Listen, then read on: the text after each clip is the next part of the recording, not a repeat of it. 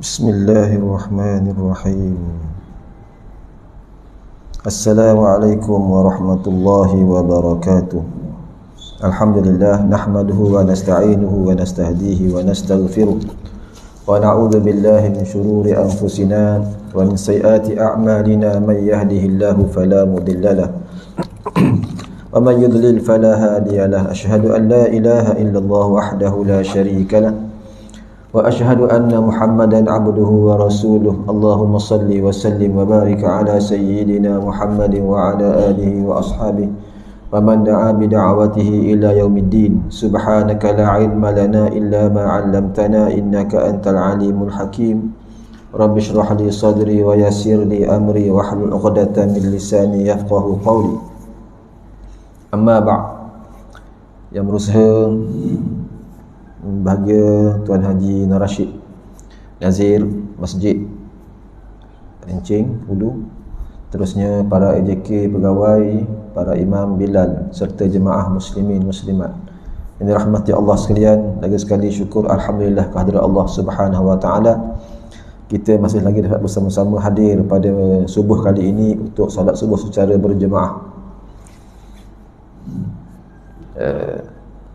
Apa program tu? Subuh seperti solat Jumaat. Duduk kita di masjid kita dengan i'tikaf kerana Allah, betul i'tikaf fi hadzal masjidi sunnatullahi taala. Mudah-mudahan segala amal kita ini diterima oleh Allah Subhanahu wa taala, insya-Allah. Muslimin muslimat yang dirahmati Allah sekalian, saya ada diberi beberapa pertanyaan ataupun diminta untuk memberi sedikit penerangan tentang solat. Kita masih lagi membaca hadis Nabi sallallahu alaihi wasallam dalam kitab Bahrul Madhi, hadis yang diriwayatkan oleh Imam At-Tirmizi rahimahullah, yang disyarahkan oleh Syekh Muhammad Idris Al-Marbawi dalam kitab Bahrul Madhi jilid yang ketiga. Dan kita masih lagi membaca hadis-hadis berkaitan dengan solat. Baik, ada persoalan yang pertama, iaitu solat, seseorang yang solat ketika rukuk ataupun ketika sujud. Biasanya ketika sujud lah, bila dia sujud, dia pakai baju yang singkat, dia memakai seluar juga, seluar yang melondeh. Bila sujud terlihatlah, ternampaklah auratnya. Aurat laki-laki, ini khusus bagi laki-laki lah. Bagi aurat bagi laki-laki iaitu antara pusat hingga ke lutut. Untuk pusat itu bukan semata-mata pusat, jadi dia keliling itulah, keliling tu ukur lilit sampailah ke pinggang sampai ke belakang. Itulah ukur lilit di mana bahagian aurat. Ke bawahnya itu adalah aurat. Jadi bila kita solat, kita memakai baju yang singkat, t-shirt yang singkat dan sebagainya. Bila kita sujud, maka nampak aurat di belakang, nampak alur punggung tu. Maka itu solat kita terbatal. Kerana aurat itu, menutup aurat itu merupakan salah satu daripada syarat sah solat.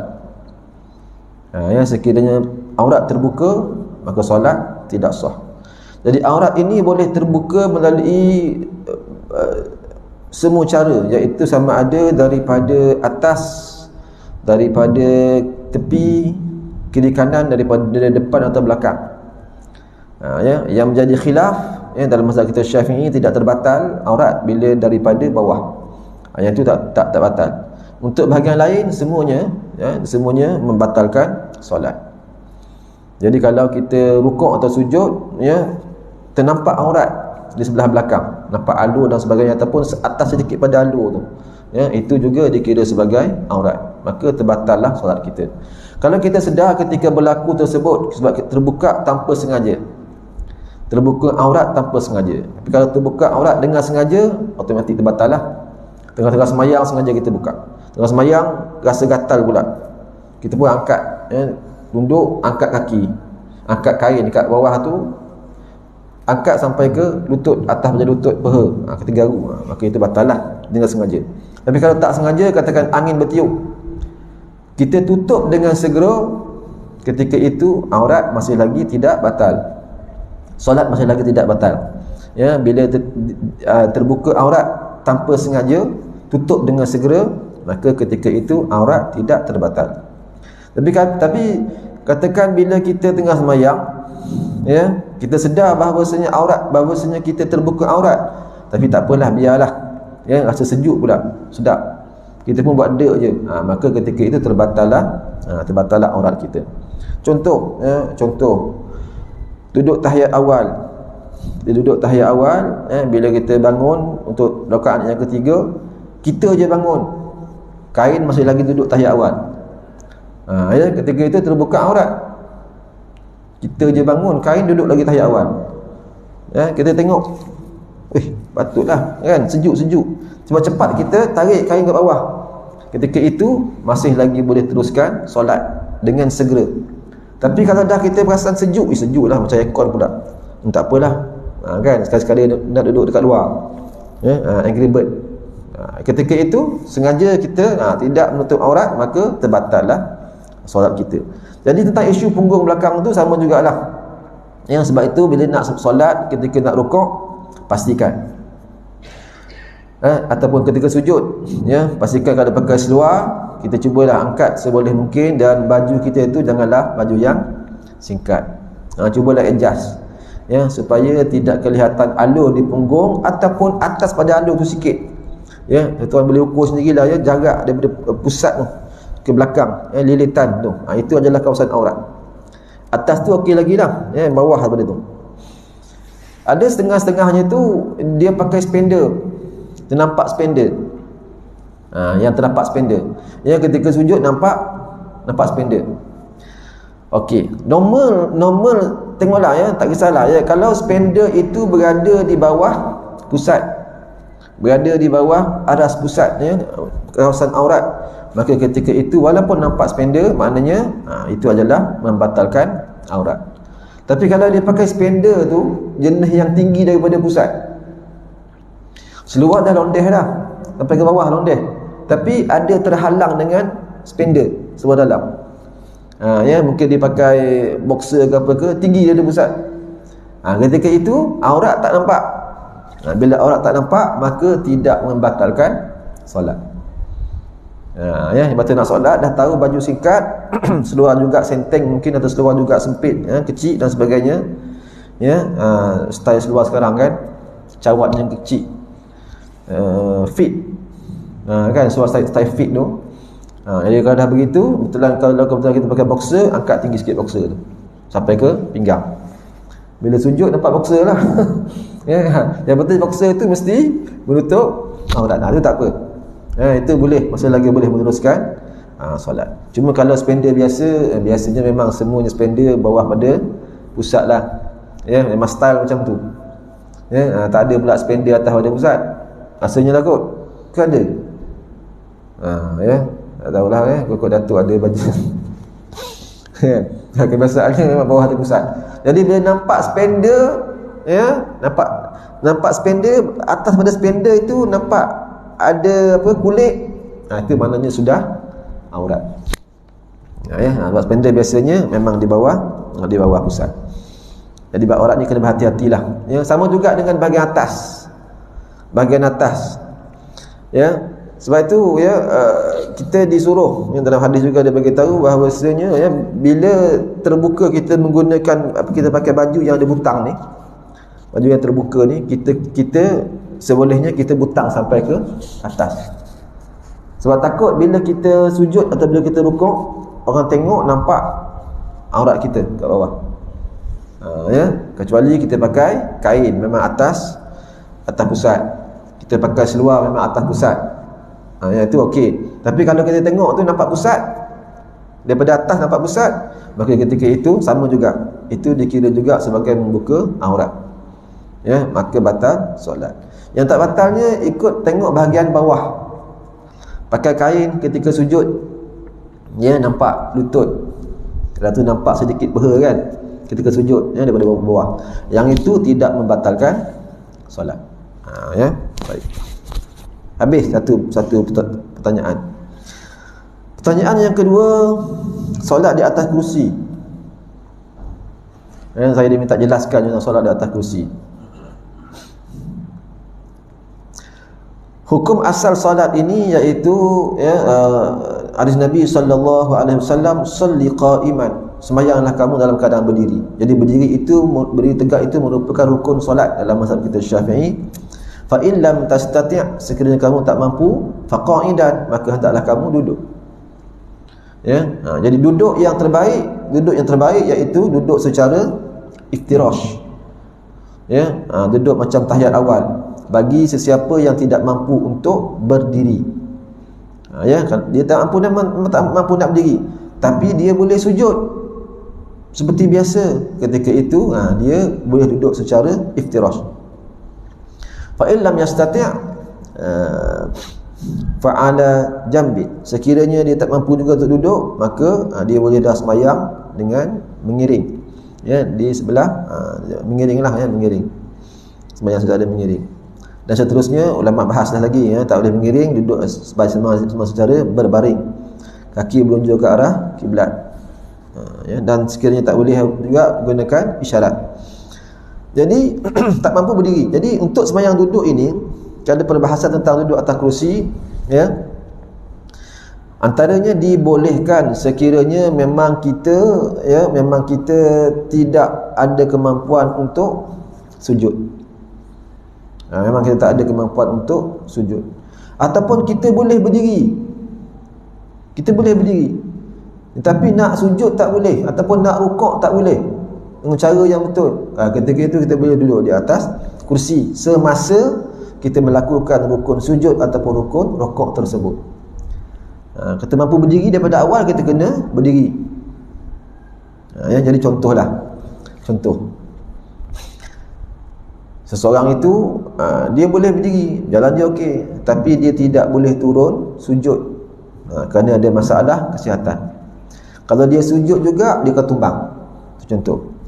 Jadi bila dia datang solat, jadi kedudukan kerusi itu, kaki belakang kerusi itu mesti berada di atas saf, sama dengan tumit belakang orang yang berdiri. Kaki belakang kerusi berada di atas saf, sama dengan tumit belakang orang yang sedang berdiri. So jangan kerusi itu berada di belakang. Kaki belakang kerusi itu jangan berada di belakang.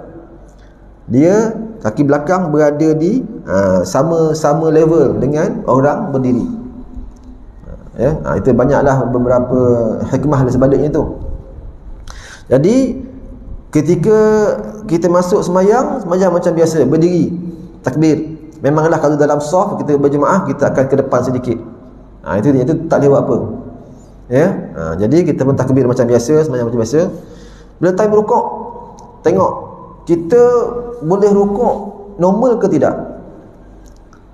Kalau kita boleh rukuk secara normal dengan cara kita rukuk dengan secara biasa, ataupun kita boleh setakat kemampuan kita untuk rukuk, boleh juga. Kita tengah berdiri ni, kita dah berdiri, kursi kat belakang, kita boleh rukuklah setakat mana yang mampu kita rukuk. Maka silakan rukuk, macam tu ke, rukuk cara yang betul ke, habis ke. Ketika itu kalau kita boleh rukuk. Jadi kemudian i'tidal, sami Allahu liman hamidah. Bila nak sujud, barulah kita duduk, kerana kita tak boleh sujud macam biasa. Allahu akbar, sujud biarlah kepala ini melampaui lutut ketika sujud. Ketika sujud, dan tangan pegang padanya lah, peganglah pada lutut lah, supaya tak tumbang. Jangan pula sujud macam tu pula. Kalau ada meja depan okey lagi, tak ada meja tumbang depan. Jadi sujud. Kemudian Allahu akbar, rabbighfirli warhamni wajburni warfa'ni warzuqni wahdini wa'afini wa'fu anni.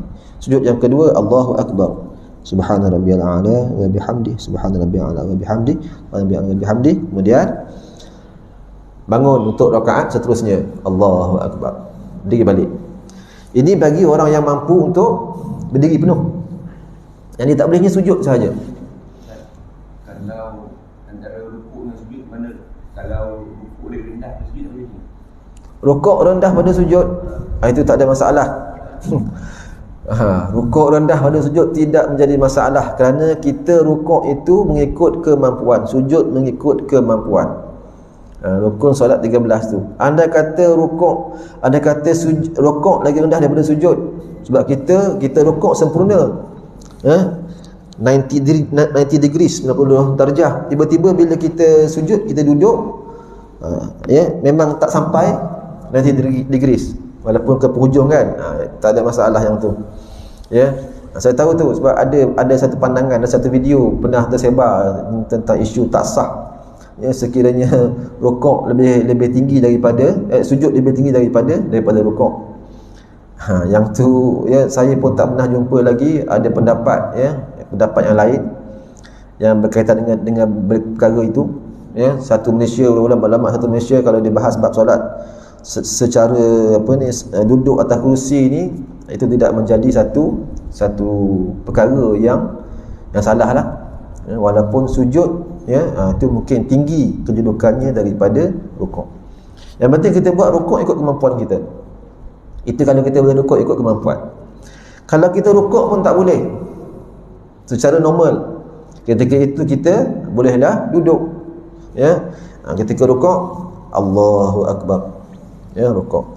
Jadi rukuk, ketika rukuk kadang-kadang begini, rukuk ini seboleh-bolehnya dia tinggi sedikit daripada sujud.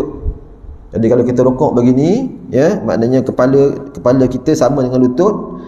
Sami Allahu liman hamidah, i'tidal. Kita sujud, biarlah kedudukan kita melebihi kedudukan rukuk kita. Ini kalau tidak boleh rukuk dan sujud secara normal. Andai kata kita boleh sujud, yang kita tak bolehnya hanyalah rukuk sahaja. Berdiri boleh, rukuk tak boleh. Asal rukuknya tumbang. Rukuk, walaupun rukuk sedikit pun dia akan tumbang. Kita yang duduk tegak je boleh, berdiri tegak je boleh. Ketika itu kita boleh rukuk di atas kursi. Tetapi bila sujud kita mampu untuk sujud. Ketika itu kita sujud macam biasa di bawah. Jadi bila kita berdiri solat ni, kita duduk, kita berdiri, kita boleh berdiri, mampu berdiri, cuma tak boleh rukuk. Mungkin pinggang terkehil ke apa ke, ada masalah kan. Jadi kalau kita tunduk sikit pun rukuk, kita tumbang. Jadi ketika itu bila nak rukuk, Allahu Akbar, duduk, rukuk. Subhana rabbiyal azim wa bihamdi. Kemudian bila kita i'tidal, sami Allahu liman hamidah. Rabbana lakal hamd. Bila kita sujud, turun bawah. Sujud turun bawah. Bila kita mampu untuk sujud, mampu untuk sujud. Tapi kita tahu kita sujud sama macam rukuk, memang tak ada nak bangun dah. Kalau sujud pakai sujud terus dah, terus baring dah jawab dia. Tak ada bangun dah. Ketika itu bolehlah kita rukuk dan kita sujud juga di atas kerusi. Ini bagi mereka yang mampu untuk berdiri tetapi tidak mampu untuk sujud ataupun rukuk dengan sempurna. Bagi mereka yang tidak mampu untuk berdiri lama, dia boleh berdiri, dia datang pun pakai tungkat pelan-pelan, tapi tak boleh berdiri lama. Kalau berdiri lama dia akan pening. Lepas tu kalau dia berjalan pun, dia pakai tungkat, dia kena berhenti sekejap, sandar kejap dekat dinding, baru dia gerak balik.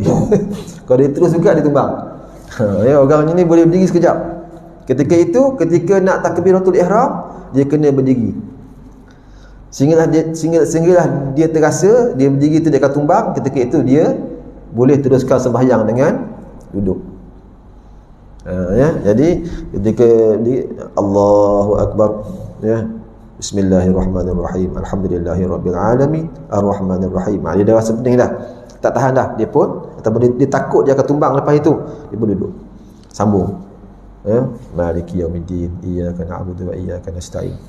Dan begitulah seterusnya. Rukuk, dia mampu rukuk, dia boleh rukuk macam biasa. Dia tak mampu, dia rukuk dah setakat yang mampu dengan duduk di atas kerusi. Sama juga dengan sujud, melebihi kedudukan rukuk. Jadi walhasilnya 13 rukun itu kena dibuat, dan dibuat ikut kemampuan yang tidak membebankan dia. Ikut kemampuan.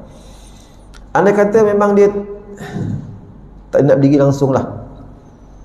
Ya, tak boleh nak berdiri langsung. Memang dia hanya boleh solat duduk sahaja. Ya. Ketika itu dia digalakkan untuk terus duduk secara iftirash. Duduk secara iftirash. Ya. Sama ada dia boleh sujud atas lantai ataupun tidak sebagainya, dia duduk dah iftirash. Memang dia tak mampu untuk berdiri. Jadi kenapa duduk atas kursi? Ini pendapat yang baru lah ni, ulama-ulama yang baru. Dulu tak ada duduk atas kursi dulu. Rasulullah dulu dia duduk dia atas tunggangan contohnya kan. Ya. Kenapa duduk atas kursi? Ini kerana kita nak mengambil rukun yang kita boleh buat, iaitu berdiri. Kerana itu dibenarkanlah untuk duduk di atas kursi sekiranya ada masyaqqah. Kita boleh berdiri walaupun sekejap, tetapi tak boleh nak sujud kat bawah. Ketika itu boleh kita gunakan kursi, ya. Tapi tak boleh nak berdiri, sujud kat bawah pun tak boleh, ya. Jadi terus duduk dah. Kalau berduduk yang terbaik duduk iftirash. Ini yang paling afdal, atas lantai. Ya, yang kedua kalau duduk atas lantai pun tak boleh, sakit lutut. Tak boleh nak berdiri, sakit lutut pula. Lepas tu nak sujud pun tak boleh, rukun pun tak boleh. Maka ketika itu boleh duduk ikut mana-mana kita mampu. Duduk atas kerusi boleh, ya. Duduk atas katil pun boleh, ya. Itu nama dia sembahyang duduklah. Sebab kita tak mampu nak berdiri kan, maka bolehlah ketika itu, ya. Mudah-mudahan dapatlah, ya. Ya. Kalau gerakan tu daripada berdiri ke rukuk, kalau orang duduk atas kursi tu, macam mana dia takbir tu? Dia Allahu Akbar terus turun duduk, ataupun dia duduk dulu dia kata Allahu Akbar? Masa bila untuk bertakbir? Takbir intiqal, takbir perpindahan rukun. Daripada berdiri untuk dia rukuk atas kursi ataupun sujud atas kursi. Masa bila nak takbir. Kalau ikut sunatnya bertakbir itu bermula daripada awal pergerakan, ya, dan akhirnya iaitu bila selesai bergerak. Itu ya, kalau ikut sunatnya lah, ya. Jadi maknanya bila kita nak duduk tu kita pun takbir Allahu Akbar. Ya, itu pendek ya. Silap saja, ya. Allahu Akbar. Ya, sama panjang. Itu dalam segi hukum fiqh lah. Dalam segi hukum fiqh. Yang kedua, sebenarnya untuk takbir itu boleh pada bila-bila masa. Boleh pada bila-bila masa. Awal pergerakan pun boleh, di tengah pergerakan pun boleh, di hujung pergerakan pun boleh. Dia tak duduk pun boleh buat. Ya, boleh. Ya. Dia duduk lah. Allahu Akbar pun boleh, tak ada masalah. Ya, yang tentang keadaan takbir itu tak ada masalah. Cuma yang terbaiknya biarlah takbir itu kita buat di awal dan penyudahnya itu setelah kita selesai melaksanakan sesuatu rukun. Ingat itu dalam mazhab kita Syafi'i. Ya, tapi bagi ahli Quran, yang tajwid dan sebagainya lah, ya, bagi mereka ini memang mereka akan berpegang kepada takbir itu, lafaz Allah itu 2 harakat. Nak bergerak ke mana sekalipun 2 harakat lah, Allahu Akbar. Tak boleh dipanjangkan. Ini bagi ahli Quran. Ada khilaf lah tu, ya, khilaf di kalangan ulama-ulama je lah. Ulama fiqh dia benarkan panjang ikut kedudukan rukun. Dia benarkan panjang, ya. Ini ulama fiqh, khususnya dalam mazhab Syafi'i lah. Contohnya ketika niat, bila kita berniatkan, kita nak datangkan niat dalam hati tu, ya. Qasad ta'arud ta'yin, ya. Qasad usalli, ta'arud fardu ta'yin, fardu apa? Fardu maghrib contohnya. Ketika itu Allahu Akbar, panjang sedikit. Jadi panjang yang dibolehkan iaitu sehingga 7 alif, 14 harakat. Dalam mazhab Syafi'i panjang dibolehkan sehingga 14 harakat. Ya, 7 alif, 14 harakat. Dan sama juga bila kita nak turun daripada berdiri nak turun sujud, ya, sama juga panjang kan. Allahu Akbar, pun sama juga. Dan juga daripada lepas kita sujud nak naik ke rakaat seterusnya pun sama juga panjang. Allahu Akbar, 14 harakat. Itu dalam mazhab kita Syafi'i. Benda ni khilaf kalangan ulama. Ya. Kalau ahli tajwid tu, Kalau ada tajwid memang dia dua sepanjang masa. gerakan tu Dia akan kekal dua. Allahu Akbar, Allahu Akbar, sami Allahu liman hamidah, Allahu Akbar. Sujud pun sama juga. Ya. Dia akan sama sepanjang masa. Itu pandangan bagi yang memang ahli tajwid lah, ahli Quran. Ya, dalam mazhab memang dibolehkan kita panjang. Malah bagi imam sunat takbir tersebut, lafaz takbir tersebut panjang sama seperti pergerakan rukun, supaya makmum di belakang tahu pergerakan imam. Makmum belakang alert pergerakan imam. Dalam mazhab kita Syafi'i, sunat bagi imam, ya, panjang takbir tersebut mengikut panjang pergerakan rukun. Ya, dalam mazhab kita Syafi'i. kalau dia pendek waktu naik, makmum tak sedar itu rukun ke.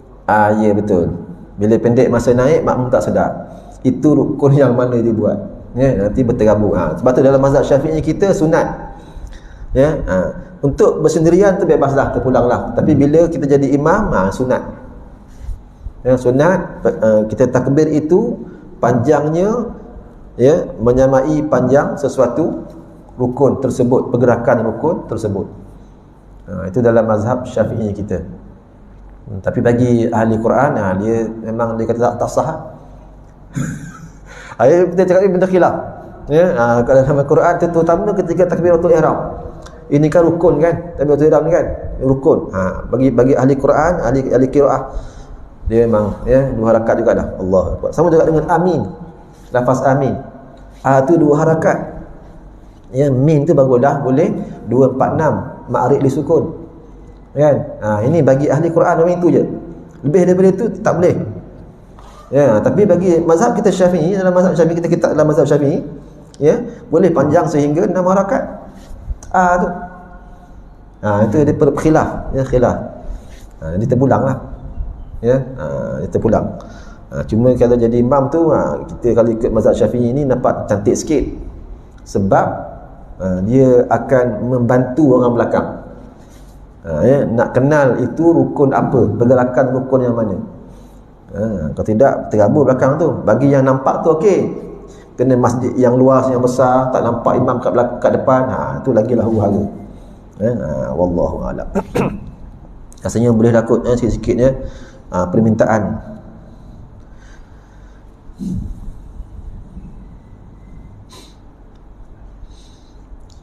Jadi antara keadaan yang membolehkan seseorang solat secara duduk, ya, saya ambil sikitlah beberapa masyaqqah, beberapa kepayahan mengikut kitab-kitab ulama yang terdahulu. Antaranya, contohnya tak mampu untuk berdiri, ya, ada penyakit yang akan bertambah teruk sekiranya dia solat secara berdiri.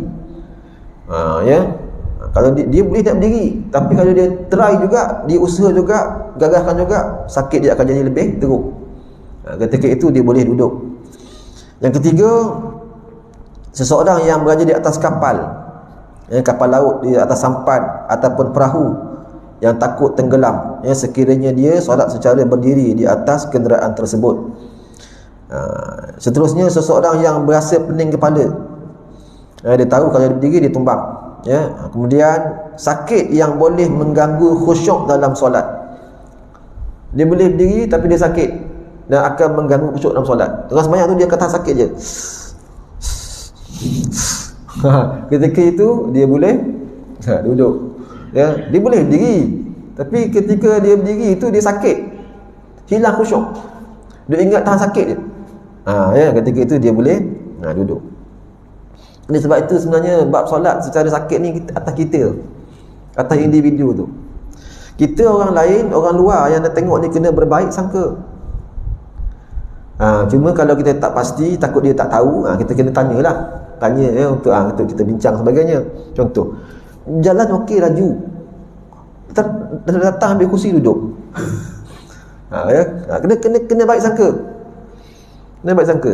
Rupanya kenapa dia laju? Dia tak boleh duduk, dia tak boleh jalan perlahan, sakit. Berdiri lama tak boleh, sakit. Jadi dia duduk. Takbiratul ihram dia diri sekejap, lepas tu dia terus duduk. Ya. Jadi kita tak tahu sakit orang. Sebab tu dia tahu dia boleh berdiri tapi hilang khusyuk sembahyang sebab tahan sakit. Ketika itu kata ulama, ya, boleh juga untuk duduk. Sakit yang mengganggu khusyuk dalam solat, ini semua adalah berdasarkan kata-kata Imam Nawawi rahimahullah. Sekiranya seseorang yang solat secara berdiri itu takutkan kesusahan yang kuat atau bertambahnya kesakitan, ataupun seorang yang berada di atas sampan takut tenggelam, ataupun pening kepala, maka dia bolehlah solat secara duduk, serta tak perlu lagi untuk mengulangi solat tersebut. Ya. Jadi memang itu ikut atas kemampuan sendiri.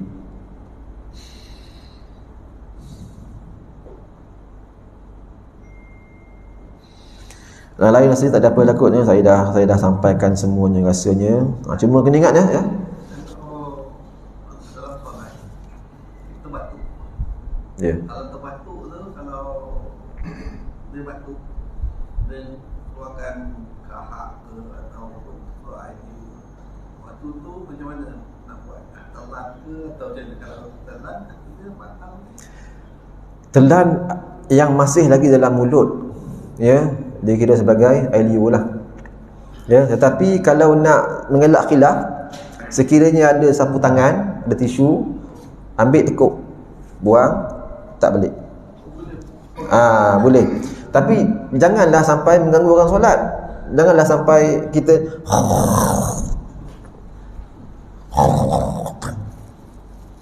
ya, sebelah tengok sembahyang.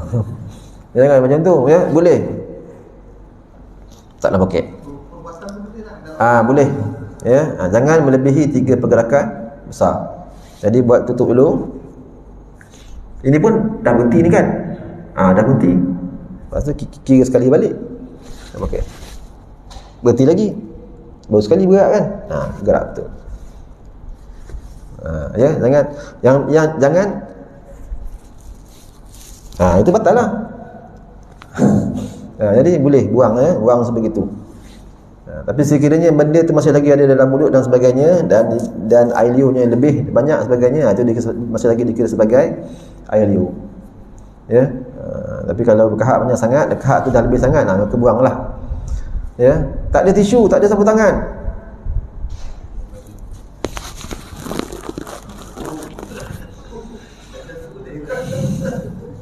Ya. Tak boleh pun. Kahak tak najis. Kahak tak najis. Yang najis ni muntah. Muntah najis. Kahak tak najis. Kita dalam keadaan diri bergerak. Ya. Dan diri kita pun rokok. Ya. Sujud tu, adakah kita perlu duduk ataupun kita terus buat sujud dalam keadaan semasa kita mampu? Sujud kalau mampu sujud kat bawah, kita sujud dekat bawah. Tapi tak mampu ni. Tak mampu sujud atas kerusi. Duduk dulu. Sebab saya ada dengar satu ustaz, dia kata kalau duduk dulu dah macam menambah kita punya perbuatan. Patut dia kata sujud je dulu sejauh mana yang boleh. Lepas tu duduk. Kali kedua punya sujud baru kita ikut atas kerusi. Ini kita kata batal banyak lagi atau kita menambah kita punya perbuatan kita tu. Tak ada. Kita solat ini mengikut kemampuan kita. Kita mampu untuk sujud di atas kursi, maka sujud di atas kursi. Sujud atas kursi itu kita duduk dan kita buat kedudukan sujud. Kita mampu sujud di bawah, kita sujud di bawah. Andai kata kita sujud di bawah, kita tak mampu, duduk sakit lutut, ya, ataupun kita duduk nak bangun balik atas kursi, memang tak boleh, tak boleh naik dah, ya, dia akan membatalkan solat, memberatkan solat. Ketika itu kita sujudlah di atas kursi. Cuma peringatannya lagi sekali, kaki ke belakang kerusi biar sama soft dengan tumit orang. Yang kedua, bila kita jadi makmum, ya, jadi makmum, pastikan pergerakan kita tidak mendahului atau menyamai imam. Sebab kita duduk atas kursi ni pendek pergerakannya. Ya, imam lambat lagi, Allahu Akbar sampai turun sujud. Ya, tapi kita dah sampai dah. Jadi kita tunggu biar imam bar dulu. Dalam mazhab kita Syafi'i ni. Ya, sebab bar itu maksudnya apa? Imam sudah pun berada di bawah, dah sempurna rukun sujudnya. Barulah kita pun turun. Allahu Akbar.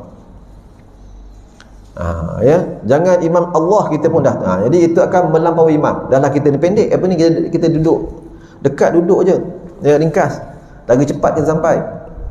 Waktu itu dalam mazhab kita Syafi'i lah. Tapi dalam mazhab lain memang Allahu Akbar tak sampai lagi tu. Itu kena hati-hati sikit. Ya, kita kena tunggu. Kalau tak tahu imam jenis macam tu takbir dia, kita kena tunggu lama sikit. Kalau kita nampak, kita tengok dia dah sujud dah. Kepala dia dah sampai ke bawah, baru kita turun untuk sujud. Ya, jangan kita menyamai imam, jangan kita mendahului imam.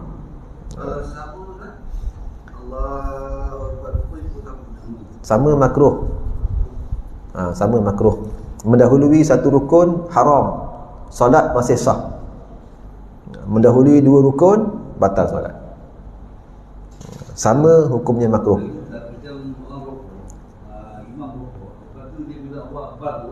Dia dah diri boleh tahu apa. Jadi mana yang abdal daripada nak bangun apa ataupun kita dah diri apa kita kalau ikut yang afdalnya dalam kitab-kitabnya, bermula kita nak bangun Allah sampai kita bar. Ya. Tetapi sebenarnya tak ada masalah mana-mana pun. Cuma kalau nak cari afdal, begitulah. Bermula kita nak bergerak itu Allah, kita sampai kepada rukun tersebut bar. Tapi bahaya tu Ustaz, imam kalau macam di atas dia betul, macam kita macam saya makhluk betul kan, saya pun Allahu Akbar, saya tak nampak imam betul kan, tiba-tiba dia Allahu Akbar, kita tahu dah imam tu dia punya Allahu Akbar tu dah ke atas, kita pun nak sujud. Itu kadang-kadang kita kena pasti ke imam. Ini pandangan saya pernah kena. Ya, kena tengok imam lah. Saya pernah jumpa sebelum dia dah naik ke bawah Akbar kan. Jadi bila tu ketika makmum nak rokok tu, dia dah naik dah. Ya. Kita ingatkan dia masih lagi dalam rokok. Kita nak gerakan nak rokok, dia dah bangun. Rupa-rupanya dia dah bergerak, atas tu baru dia sami Allahu liman hamidah. Ya betul. Sebab tu imam yang terbaiknya itulah, dia nak bergerak tu, dia kena lafaz perpindahan takbir Allah ataupun sami Allahu liman hamidah. Bila dah sampai tu ngam-ngam, ya, Allahu liman hamidah. Itu secara umumnya dah, ya. Tetapi kalau dia nak takbir di mana, dia nak kedudukan takbir tu sama ada di awal ke ataupun di pertengahan ke atau di hujung ke, itu sebenarnya tidaklah menjadi satu perkara yang membatalkan solat. Harus berlaku, boleh berlaku sebenarnya. Ya, wallahu a'lam. Sembahyang bagi makmum dan tak bawa siaran, dia tak bawa kursi, tak sedia kursi, dan imam ketika itu katakanlah macam Fatihah dan surah agak panjang sendiri, dan kita tak layak nak pergi, tak sakit, boleh kita terus duduk? Boleh duduk, boleh. Dan rukuk pun masa duduk? Ya, masa duduk. Bila kita dah tak larat nak berdiri, kursi tak ada, memang ini kedudukan yang betulnya, ya, kita terus duduk iftirash. Duduk iftirash. Ketika kita rukuk pun sama, kita rukuklah secara normal, secara iftirash tersebut. Sujud, kita mampu sujud di atas lantai, sujud atas lantai secara betul. Kemudian duduk antara dua sujud lagi sekali, tengok rakaat seterusnya. Mampu tak berdiri? Kalau tak mampu, memang duduk terus lah. Terus duduk je. Ya. Jadi tengah semayang berlaku begitu, boleh kita duduk. Ya, boleh kita duduk. Tak semestinya kita nak sediakan kursi sebagainya. Itu tak semestinya. Wallahu a'lam. Boleh dah ya? Kursi tadi Ustaz. Kalau orang yang mampu sujud tapi dia tak boleh, dia nak letak kursi kan? Ya. Kalau kursi tu di belakang dia kat sini. Ya. Nanti dia nak sujud macam mana Ustaz? Tak apa, dia turun sujud bawah boleh je. Boleh je. Langgar orang tak. Langkah depan ke? Dia dah rapat kursi kata. Ya tak yalah, langkah depan. Lah, tak perasan. Isu tu langkah depan. Sebab tu lah seboleh-bolehnya orang yang atas kursi ni kedudukan itu kena di sebelah tepi. Sebelah tepi ataupun carilah kawasan-kawasan ataupun ruangan yang sesuai untuk menggunakan kursi. Kalau belah tepi sebab kata contoh di tepi tadi kan. Ya. Dia kursi dia boleh belakang tak? Tak. Kena sama juga. Kedudukan kursi itu sama. Dia mesti punggung ketika duduk itu sama dengan tumit sah. Ketika duduk. Sebab dia atas nama solat duduk. Wallahu alam. Ini dah masa dah lebih sebenarnya ni.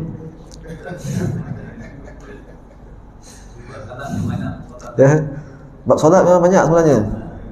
Yang saya tak sempat nak baca kitab ni langsung. Yang kita masih lagi membicarakan berkenaan dengan masjid yang afdal, iaitu Masjidil Haram, Masjidil An-Nabawi dan Masjidil Aqsa.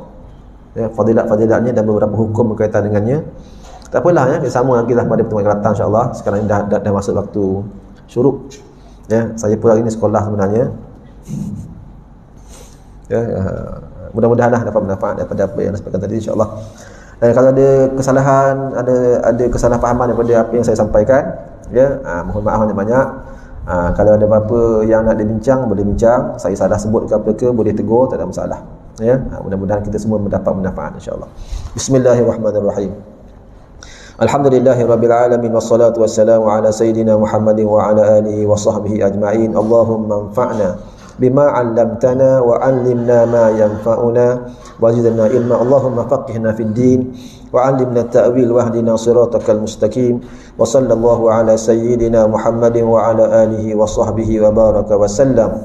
Walhamdulillahirabbil alamin. Wassalamu alaikum warahmatullahi wabarakatuh. Wallahu a'lam.